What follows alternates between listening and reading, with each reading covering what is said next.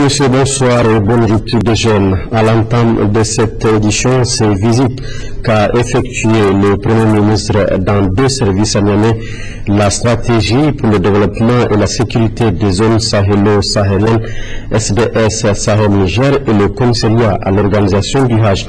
Dans ces 2 services, Brigitte Raffini a tenu à s'informer de leur fonctionnement et encourager les agents qui y travaillent. La stratégie pour le développement et la sécurité des zones sahélo-sahariennes SDS Sahel Niger a constitué la première étape de la visite du Premier ministre chef du gouvernement Brigitte Raffini. La dite structure est conçue en vue de contribuer à la réduction de la pauvreté et à l'éradication de l'insécurité dans la zone d'action. Il s'agit d'en faire un véritable pôle de développement économique, social et culturel où régnera un climat de paix et de sécurité propice au bien-être des populations. À ce niveau, Brigitte Raffini est venue saluer les performances enregistrées par cette structure créée en octobre 2012. À moins d'un an d'existence, plus de 10% du budget a été mobilisé par la SDS Sahel Niger. Donc je vous encourage vivement à bousculer toutes les administrations pour prendre en compte donc tous ces efforts de l'État que l'État déploie tous les jours. Nous savons que les statistiques sont difficiles, les informations sont difficiles à recueillir, mais il vous appartient d'aller vers ces administrations, de foncer les portes qui ne s'ouvrent pas.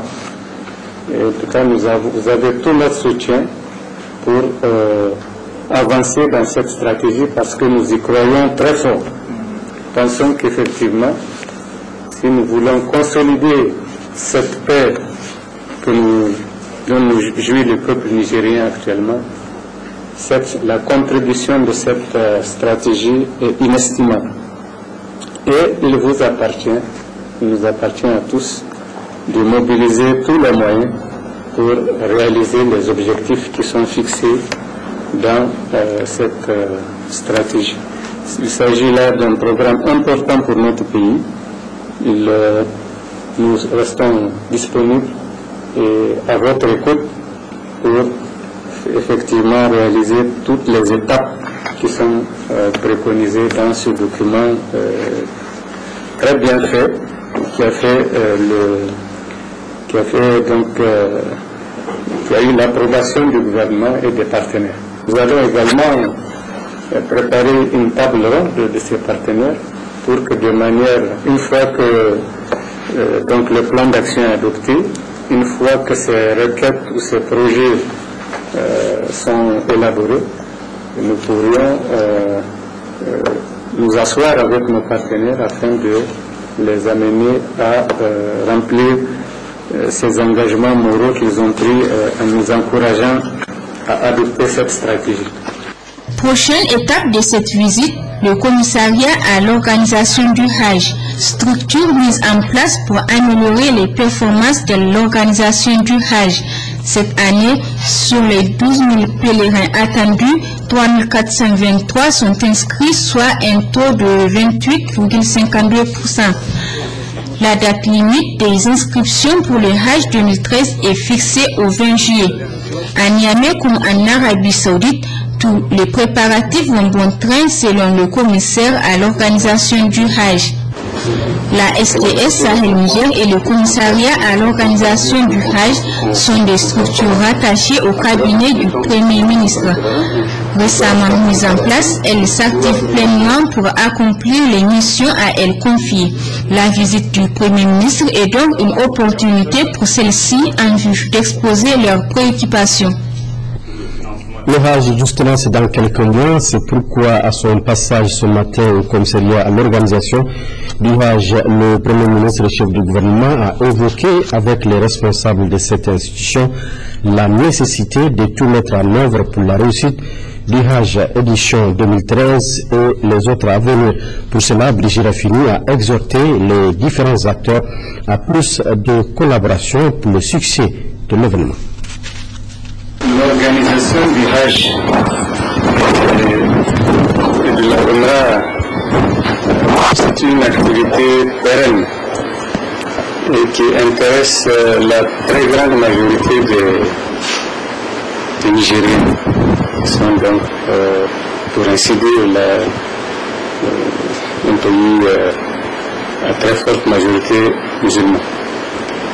Et pour ce faire, l'État nigérien, en tant que puissance publique, ne peut pas ignorer, ne peut pas laisser au hasard l'organisation d'une telle activité. D'où donc tous les efforts qui sont faits pour que l'État effectivement s'implique davantage dans l'organisation de la Umrah et du Hajj, de manière à ce que les souffrances des pèlerins soient au maximum, en tout cas, atténuées.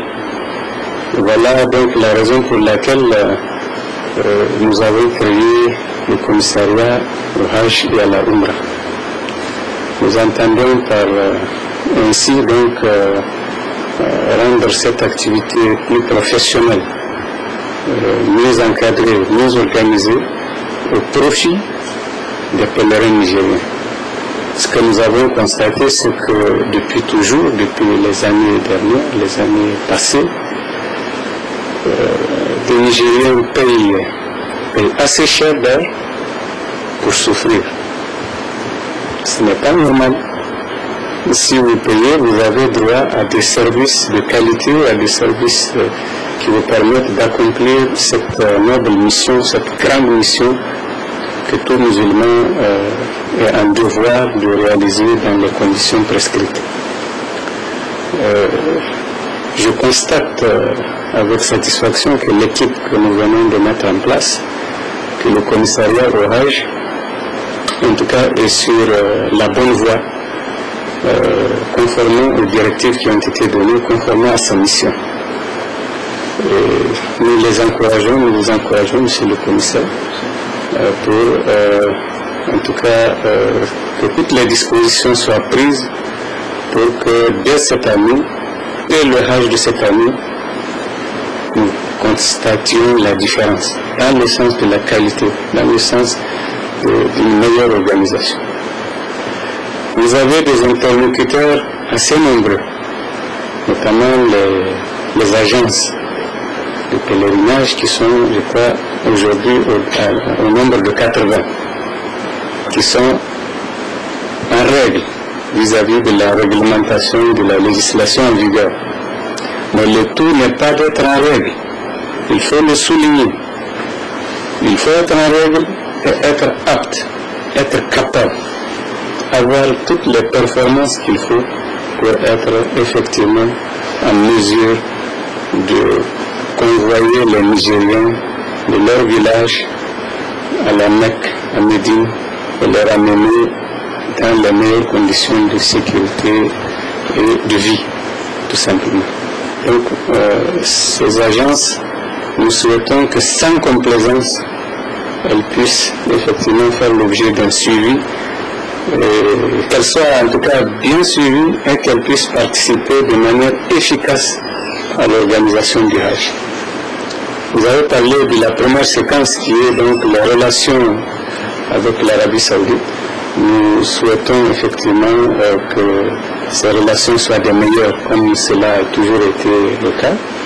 Et nous savons que nous entretenons depuis toujours des relations excellentes avec ce pays et nous souhaitons que pour le bienfait, donc, pour l'intérêt de nos populations, l'intérêt de notre peuple, l'intérêt des pèlerins, que ces relations se renforcent et notamment à travers une meilleure organisation du Hajj.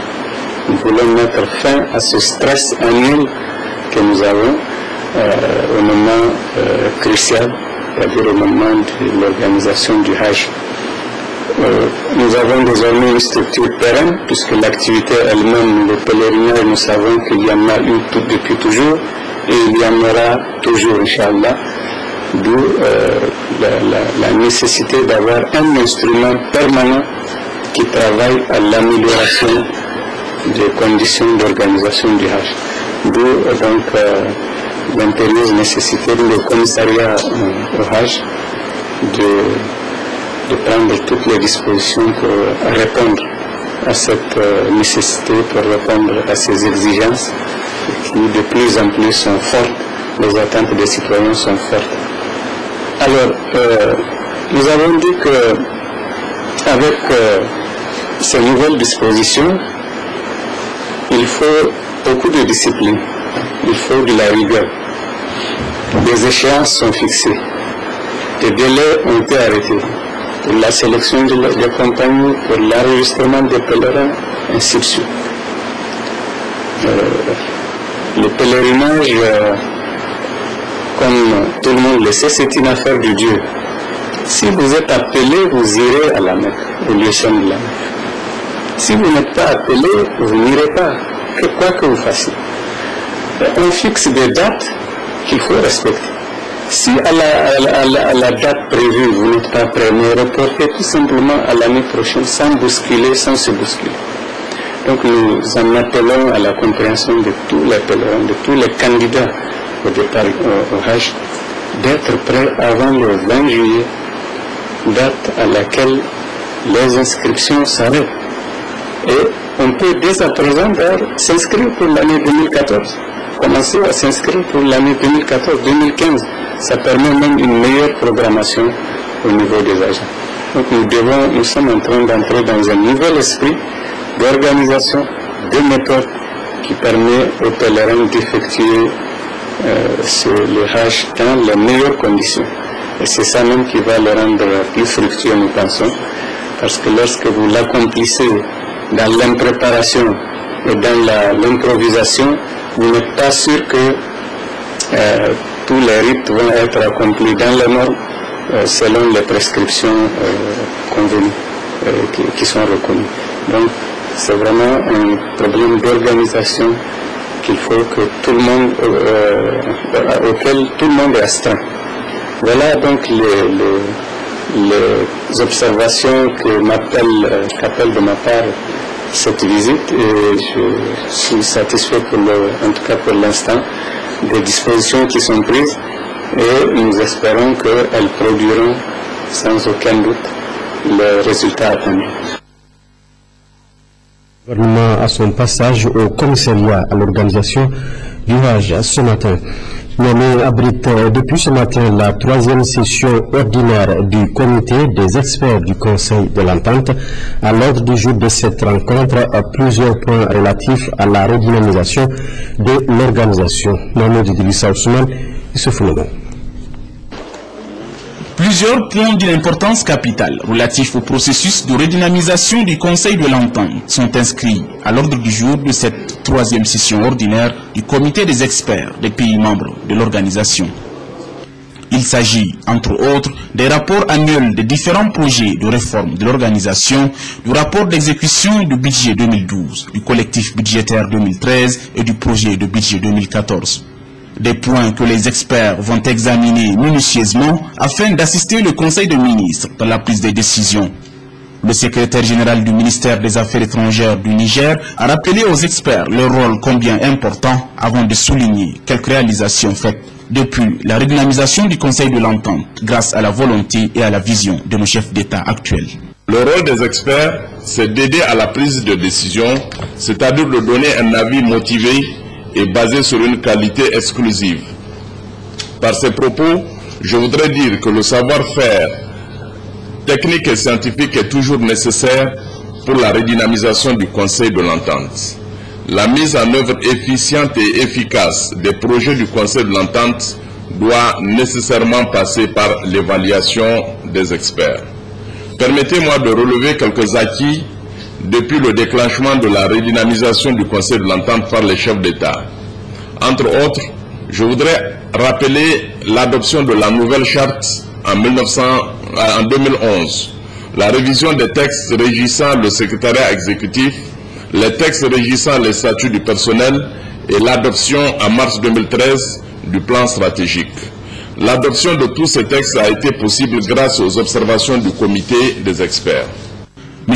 Ibrahim Abani a salué les efforts du secrétariat exécutif du Conseil de l'entente dans le processus de redynamisation de cette organisation commune qui prône l'intégration régionale et le développement social et économique des États membres conformément aux idéaux des pères fondateurs. Votre présence dans cette salle est le témoignage vivant de votre attachement personnel et institutionnel ainsi que celui de vos États à notre organisation commune, le Conseil de l'Entente. Je saisis également l'occasion pour saluer la mémoire des pères fondateurs qui incarnent l'idéal à la base du Conseil de l'Entente.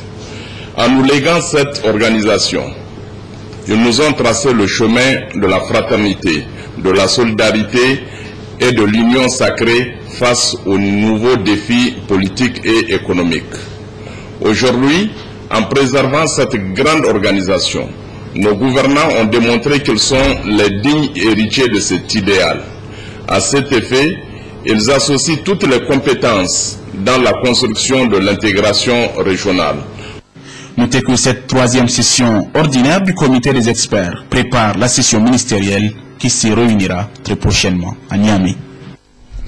Le Niger s'apprête à célébrer demain 11 juillet la journée mondiale de la population sous le thème « La grossesse des adolescentes ». À la veille de cette manifestation, la ministre de la Population, de la Promotion de la Femme et de la Protection de l'Enfant a livré un message dont voici un extrait. Au Niger, la célébration de la journée mondiale de la population est l'expression d'une volonté politique manifeste et sans cesse renouvelée des autorités politiques, conscientes des interrelations entre population et développement. Le thème choisi pour l'édition 2013 est la grossesse des adolescentes. Mesdames et messieurs, la grossesse chez l'adolescente constitue un véritable problème de santé publique, mais également un problème social et économique. C'est un véritable problème de santé publique car les grossesses des adolescentes sont le plus souvent non désirées lorsqu'elles interviennent hors mariage ou bien elles sont liées au mariage des enfants ou mariage précoce. Dans les deux cas, les grossesses des adolescentes sont des grossesses à risque et ce risque se mesure psychologiquement, physiologiquement, économiquement et socialement car elles interviennent au moment où la jeune fille est encore trop jeune pour faire face aux responsabilités de mère. Par manque de consultation prénatale, ces grossesses sont le plus souvent mal suivies et aboutissent souvent soit à des avortements clandestins ayant un impact négatif sur la santé de la jeune fille ou à des complications qui engendrent des décès maternels et néonatals ou à des fistules vésico-vaginales. Et les femmes vivant avec la fistule sont souvent victimes de rejet par les parents, par les maris, voire même par la société tout entière. C'est un véritable problème de développement économique et humain car les grossesses des adolescents sont synonymes d'abandon scolaire, de manque d'opportunité d'être formés afin d'espérer un emploi rémunérateur et décent, et maintenant ainsi l'enlisement des jeunes mères dans la pauvreté. Mesdames et messieurs, c'est donc face à cette situation qui compromet l'avenir de nos filles, de nos familles, voire de nos nations, que la communauté internationale interpelle notre conscience individuelle et collective. En effet, les statistiques des Nations Unies indiquent, entre autres, environ 16 millions de filles âgées de 15 à 19 ans donnent naissance chaque année dans le monde. Les complications de la grossesse et de l'accouchement demeurent la principale cause de décès parmi les adolescentes âgées de 15 à 19 ans dans les pays à faible revenu. Les cas de mortalité et de décès sont plus élevés chez les bébés dont les mères sont âgées de moins de 20 ans que pour les bébés dont les mères sont plus âgées. L'Afrique subsaharienne continue d'enregistrer le taux de natalité le plus élevé chez les adolescents. Mesdames et messieurs, au Niger également, la situation des adolescentes constitue une préoccupation majeure, mais hélas, ignorée par une frange importante de la population. Les résultats de l'enquête démographique et de santé réalisée en 2006 font ressortir les indicateurs suivants. Il faut ressortir une proportion très élevée de mariage des enfants. 75% des filles se marient avant l'âge de 18 ans et 36% sont mariées déjà avant 15 ans. Ces résultats font ressortir une maternité très précoce, car l'âge de 18 ans, à 18 ans, 50% des filles ont déjà accouché, avec souvent des conséquences fâcheuses sur la vie de la santé de la mère et de l'enfant. Et les résultats de l'enquête démographique et de santé réalisée en 2012 nous indiquent que l'âge moyen à la maternité est de 15 ans et demi. La prévalence contraceptive moderne est très faible, 6% pour les jeunes adolescentes de 15 à 19 ans et 12% pour les jeunes femmes âgées de 10 à 24 ans. Mesdames et messieurs, pour remédier à cette situation, plusieurs actions ont été initiées par notre pays, parmi lesquelles on peut citer entre autres l'adoption d'une loi sur la santé de la reproduction qui favorise l'accès aux services de santé de la reproduction, l'élaboration des plans de développement sanitaire, l'élaboration d'un programme national de la santé de la reproduction et d'une feuille de route pour la réduction de la mortalité maternelle.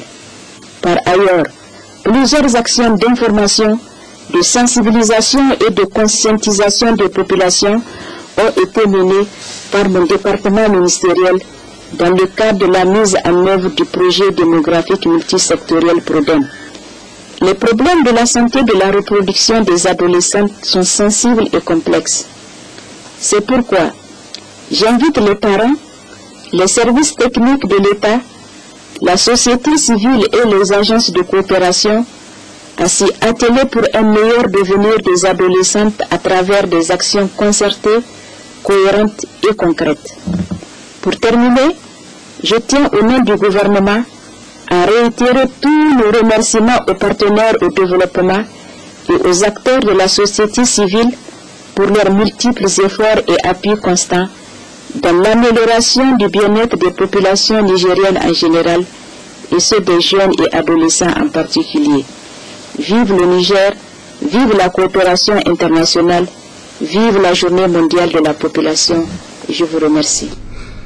Toute autre chose à présent, l'ambassade des États-Unis au Niger et le bureau d'accompagnement des jeunes entrepreneurs ont conjointement organisé aujourd'hui à Niamey un forum des jeunes entrepreneurs, une activité qui vise à outiller les jeunes entrepreneurs nigériens de quelques notions de base sur la comptabilité et la fiscalité des entreprises. Compte rendu Sakinatou Abdou, à côté de Wagalasan. Ce forum des jeunes entrepreneurs fait suite à celui tenu en octobre 2011 sur les compétences requises par les entrepreneurs et sur l'importance du parrainage. Il s'agit au cours de cette rencontre d'aider les jeunes entrepreneurs à participer à la construction du pays. Cela permettra d'être mieux outillés sur les principes de base d'une bonne réussite de l'entrepreneuriat. Les entrepreneurs, quel que soit leur âge, sont confrontés à bien des obstacles. Système financier inadéquat, bureaucratie non performante, insuffisance d'infrastructures, pour ne citer que quelques-uns. Néanmoins, nous avons la ferme conviction que l'entrepreneuriat peut donner aux jeunes Nigériens les moyens de participer à la construction de leur société.